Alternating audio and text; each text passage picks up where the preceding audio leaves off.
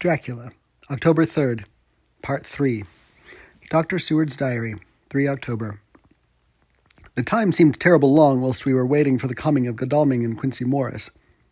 The professor tried to keep our minds active by using them all the time. I could see his beneficent purpose by the side glances which he threw from time to time at Harker. The poor fellow is overwhelmed in a misery that is appalling to see. Last night he was a frank, happy-looking man, with strong, youthful face, full of energy, with dark brown hair. Today he's a drawn, haggard old man, whose white hair matches well with the hollow, burning eyes and grief-written lines of his face. His energy is still intact. In fact, he is like a living flame.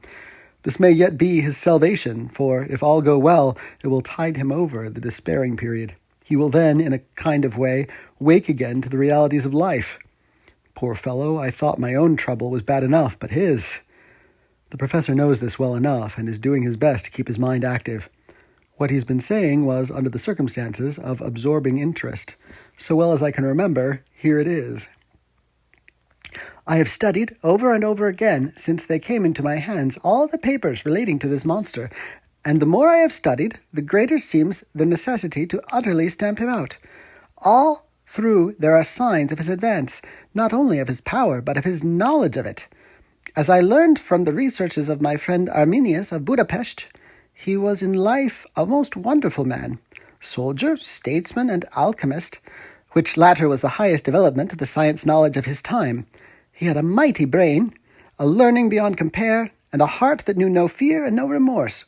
He dared even to attend the Scholomance, and there was no branch of knowledge of his time that he did not essay.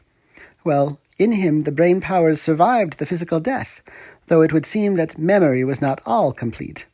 In some faculties of mind he has been and is only a child, but he is growing, and some things that were childish at the first are now of man's stature. He is experimenting, and doing it well, and if it had not been that we have crossed his path, he may be yet if we fail, the father or furtherer of a new order of beings, whose road must lead through death, not life.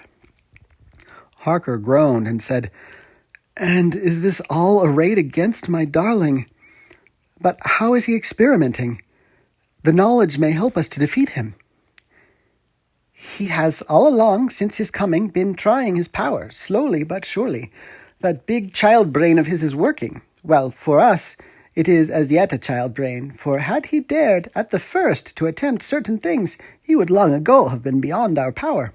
However, he means to succeed, and a man who has centuries before him can afford to wait and to go slow. Festina lente may well be his motto." I fail to understand," said Harker wearily. "Oh, do be more plain to me. Perhaps grief and trouble are dulling my brain." The professor laid his hand tenderly on his shoulder as he spoke. "Ah, my child, I will be plain. Do you not see how, of late, this monster has been creeping into knowledge experimentally, how he has been making use of the zoophagous patient to effect his entry into friend John's home? For your vampire, though in all afterwards he can come when and how he will, must at first make entry only when asked thereto by an inmate. But these are not his most important experiments. Do we not see how, at the first, all these so great boxes were moved by others? He knew not then but that must be so, but all the time that so great child brain of his was growing, and he began to consider whether he might not himself move the box. So he began to help, and then, when he found that this be all right, he tried to move them all alone, and so he progressed, and he scattered these graves of him, and none but he know where they are hidden. He may have intend to bury them deep in the ground, so that he only use them in the night, or at such time as he can change his form. They do him equal well. And none may know these are his hiding place. But, my child, do not despair. This knowledge come to him just too late. Already all of his lairs but one be sterilized as for him, and before the sunset this shall be so. Then he have no place where he can move and hide. I delayed this morning so that we might be sure. Is there not more at stake for us than for him? Then why we not be even more careful than him? By my clock, it is 1 hour, and already, if all be well, friend Arthur and Quincy are on their way to us. Today is our day, and we must go sure, if slow, and lose no chance. See, there are 5 of us when those absent ones return." Whilst he was speaking, we were startled by a knock at the hall door, the double postman's knock of the telegraph boy. We all moved out to the hall with one impulse, and Van Helsing, holding up his hand to us to keep silence, stepped to the door and opened it. The boy handed in a dispatch. The professor closed the door again, and after looking at the direction, opened it and read aloud. "Look out for D. He has just now, 12:45, come from Carfax hurriedly, and hastened towards the south. He seems to be going the round, and may want to see you. Mina." There was a pause, broken by Jonathan Harker's voice. "Now, God be thanked, we shall soon meet." Van Helsing turned to him quickly and said, "God will act in his own way and time. Do not fear, and do not rejoice as yet, for what we wish for at the moment may be our undoings." "I care for nothing now," he answered hotly, "except to wipe out this brute from the face of creation. I would sell my soul to do it." "Oh, hush, hush, my child," said Van Helsing. "God does not purchase souls in this wise, and the devil, though he may purchase, does not keep faith. But God is merciful and just, and knows your pain and your devotion to that dear Madam Mina. Think you how her pain would be doubled did she but hear your wild words? Do not fear any of us. We are all devoted to this cause, and today shall see the end. The time is coming for action. Today this vampire is limited to the powers of man, and till sunset he may not change. It will take him time to arrive here. See, it is 20 minutes past 1, and there are yet some times before he can hither come, be he ever so quick. What we must hope for is that my Lord Arthur and Quincy arrive first." About half an hour after we received Mrs. Harker's telegram, there came a quiet, resolute knock at the hall door. It was just an ordinary knock, such as given hourly by thousands of gentlemen, but it made the professor's heart and mine beat loudly. We looked at each other, and together moved out into the hall. We each held ready to use our various armaments, the spiritual in the left hand, the mortal in the right. Van Helsing pulled back the latch, and, holding the door half open, stood back, having both hands ready for action. The gladness of our hearts must have shone upon our faces when on the step, close to the door, we saw Lord Godalming and Quincy Morris. They came quickly in and closed the door behind them, the former saying, as they moved along the hall, "It's all right. We found both places, 6 boxes in each, and we destroyed them all." "Destroyed?" asked the professor. "For him." We were silent for a moment, and then Quincy said, "There's nothing to do but wait here. If, however, he doesn't turn up by 5 o'clock, we must start off, for it won't do to leave Mrs. Harker alone after sunset." "He will be here before long now," said Van Helsing, who had been consulting his pocketbook.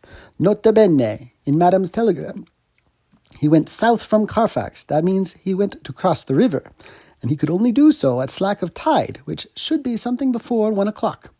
Then he went south as a meaning for us. He is as yet only suspicious, and he went from Carfax first to the place where he would suspect interference least.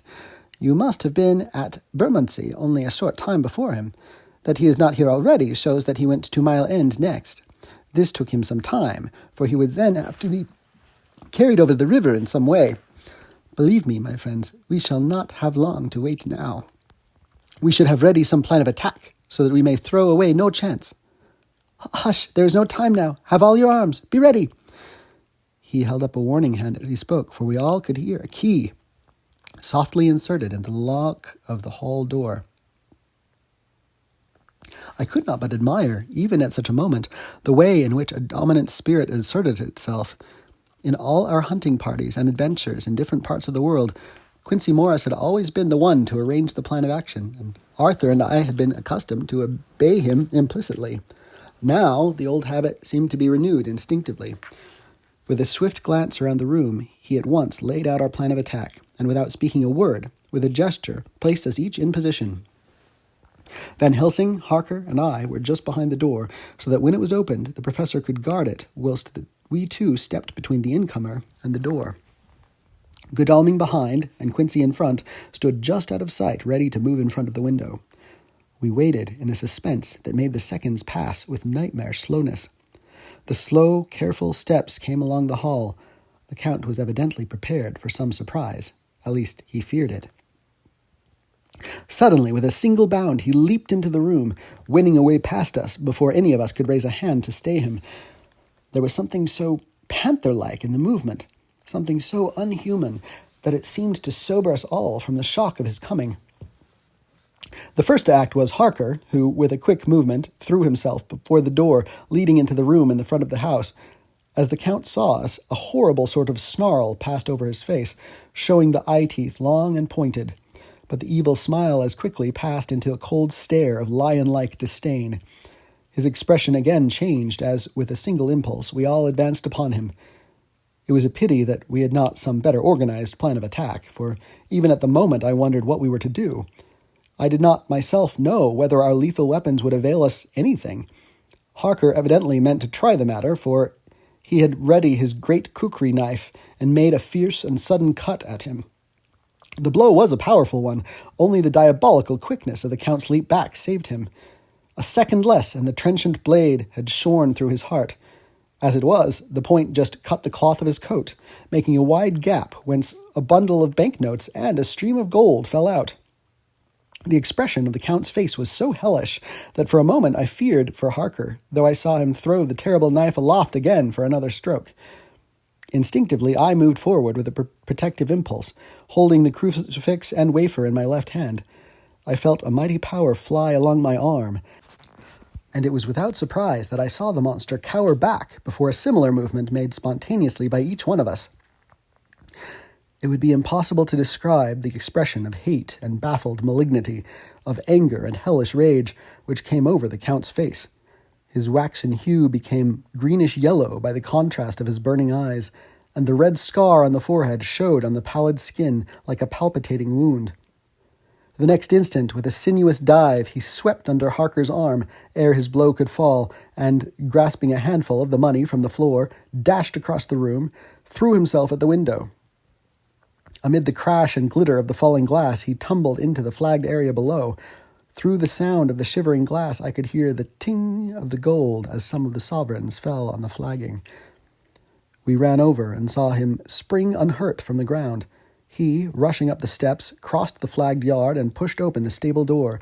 There he turned and spoke to us. "You think to baffle me, you with your pale faces all in a row, like sheep in a butcher's. You shall be sorry yet, each one of you. You think you have left me without a place to rest, but I have more. My revenge is just begun. I spread it over centuries, and time is on my side. Your girls that you all love are mine already, and through them you and others shall yet be mine. My creatures, to do my bidding and be my jackals when I want to feed. Bah!" With a contemptuous sneer, he passed quickly through the door, and we heard the rusty bolt creak as he fastened it behind him. A door beyond opened and shut. The first of us to speak was the professor, as, realizing the difficulty of following him through the stable, we moved toward the hall. "We have learned something, much. Notwithstanding his brave words, he fears us. He feared time, he feared want. For if not, why he hurries so? His very tone betray him, or my ears deceive. Why take that money? You follow quick. You are hunters of wild beast, and understand it so. For me, I make sure that nothing here may be of use to him, if so that he return." And as he spoke, he put the money remaining into his pocket, took the title deeds in the bundle as Harker had left them, and swept the remaining things into the open fireplace, where he set fire to them with a match. Godalming and Morris had rushed out into the yard, and Harker had lowered himself from the window to follow the Count. He had, however, bolted the stable door, and by the time they had forced it open, there was no sign of him. Van Helsing and I tried to make inquiry at the back of the house, but the mews was deserted, and no one had seen him depart. It was late now in the afternoon, and sunset was not far off. We had to recognize that our game was up. With heavy hearts we agreed with the professor when he said, "Let us go back to Madam Mina. Poor, dear Madam Mina. All we can do just now is done, and we can there at least protect her. But we need not despair. There is but one more earth box, and we must try to find it. When that is done, all may yet be well." I could see that he spoke as bravely as he could to comfort Harker. The poor fellow was quite broken down. Now and again he gave a low groan which he could not suppress. He was clearly thinking of his wife. With sad hearts, we came back to my house, where we found Mrs. Harker waiting us, with an appearance of cheerfulness which did honor to her bravery and unselfishness. When she saw our faces, her own became as pale as death. For a second or two her eyes were closed as if she were in secret prayer, and then she said cheerfully, "I can never thank you all enough. Oh, my poor darling." As she spoke, she took her husband's grey head in her hands and kissed it. "Lay your poor head here and rest it. All will yet be well, dear. God will protect us. He so will it in his good intent." The poor fellow groaned. There was no place for words in his sublime misery. We had a sort of perfunctory supper together, and I think it cheered us all up somewhat. It was, perhaps, the mere animal heat of food to hungry people, for none of us had eaten anything since breakfast. Or the sense of companionship may have helped us, but anyhow we were all less miserable, and saw the morrow as not altogether without hope. True to our promise, we told Mrs. Harker everything which had passed, and although she grew snowy white at times when danger had seemed to threaten her husband, and red at others when his devotion to her was manifested, she listened bravely and with calmness. When we came to the part where Harker had rushed at the Count so recklessly, she clung to her husband's arm and held it tight, as though her clinging could protect him from any harm that might come. She said nothing, however, till the narration was all done, and matters had been brought right up to the present time. Then, without letting go her husband's hand, she stood up amongst us and spoke. "Oh, that I could give any idea of the scene, of that sweet, sweet, good woman, in all the radiant beauty of her youth and animation, with the red scar on her forehead, of which she was conscious, and which she saw with grinding of our teeth, remembering whence and how it came, her loving kindness against our grim hate, her tender faith against all our fears and doubting, and we, knowing that, so far as symbols went, she, with all her goodness and purity and faith, was outcast from God." "Jonathan," she said, and the word sounded like music on her lips. It was so full of love and tenderness. "Jonathan, dear, and you all my true friends, I want you to bear something in mind through all this dreadful time. I know that you must fight, that you must destroy, even as you destroyed the false Lucy, so that the true Lucy might live hereafter, but it is not a work of hate. That poor soul who has wrought all this misery is the saddest case of all. Just think what will be his joy when he too is destroyed in his worser part, that his better part may have spiritual immortality. You must be pitiful to him too, though it may not hold your hands from his destruction." As she spoke, I could see her husband's face darken and draw together, as though the passion in him were shriveling his being to its core. Instinctively, the clasp on his wife's hand grew closer till his knuckles looked white. She did not flinch from the pain which I knew she must have suffered, but looked at him with eyes that were more appealing than ever. As she stopped speaking, he leapt to his feet, almost tearing his hands from hers as he spoke.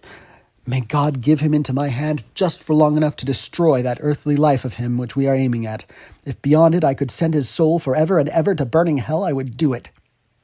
Oh, hush, in the name of the good God, don't say such things, Jonathan, my husband, or you will crush me with fear and horror. Just think, my dear, I've been thinking all this long day of it, that perhaps some day I, too, may need such pity, and that some other like you, and with equal cause for anger, may deny it to me. Oh, my husband, indeed, I would have spared you such a thought had there been another way, but I pray that God may not have treasured your wild words except as the heartbroken wail of a very loving and sorely stricken man.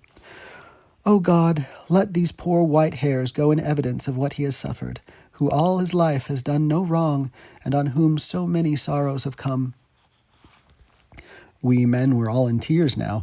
There was no resisting them, and we wept openly. She wept too, to see that her sweeter counsels had prevailed.